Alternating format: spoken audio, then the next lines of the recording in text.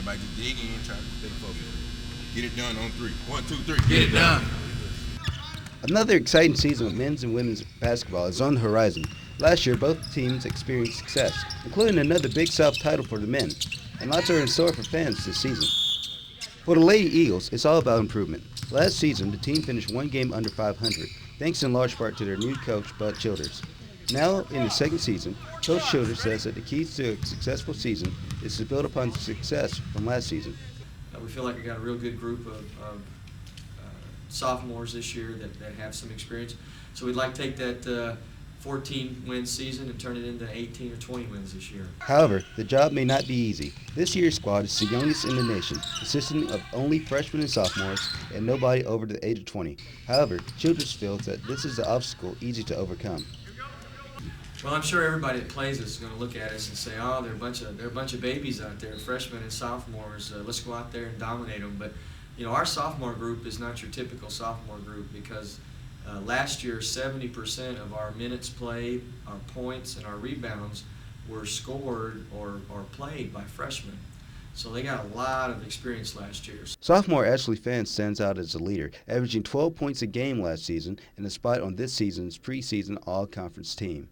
Ashley Fan is a born leader. You know, she leads by example, not so much by words and voice, but her actions on the court and her desire and dedication is the type of leader you want. After capturing their second Big South title in 3 years, the men's basketball team is ready for the big time. With their upcoming appearance in the NIT later this month, Coach Gregg has been working like a mad scientist to get his team in shape for the rough road ahead. Our goal on the court is to be playing in March with a chance to advance, and that means making the NCAA tournament and as a fallback plan the NIT. But we certainly prefer the NCAA tournament. That's the big dance. That's March Madness. The team returns with many of its starters, including last season's Player of the Year, Terrell Martin and Craig Bradshaw. But there are others who are starting to make their presence known.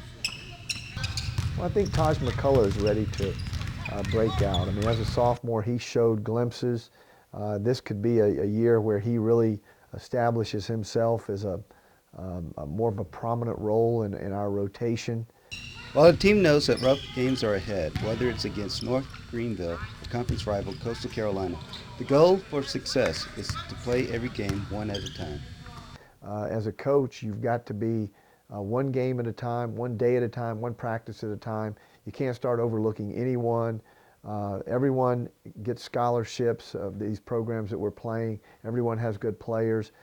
North Greenville beating us would be akin to us beating North Carolina. So it's going to be a huge game for them. We've got to come out ready to play.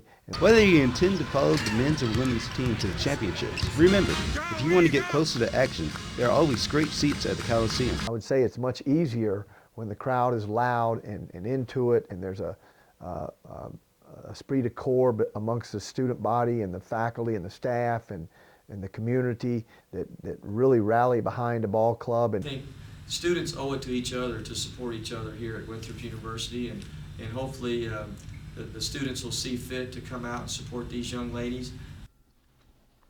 This spring, Winthrop is fielding 2 basketball teams poised for success, and Winthrop Close is going to be there to cover it all the way. With photographer Justin Peterson, I'm Russell Felder, reporting for Winthrop Close-Up.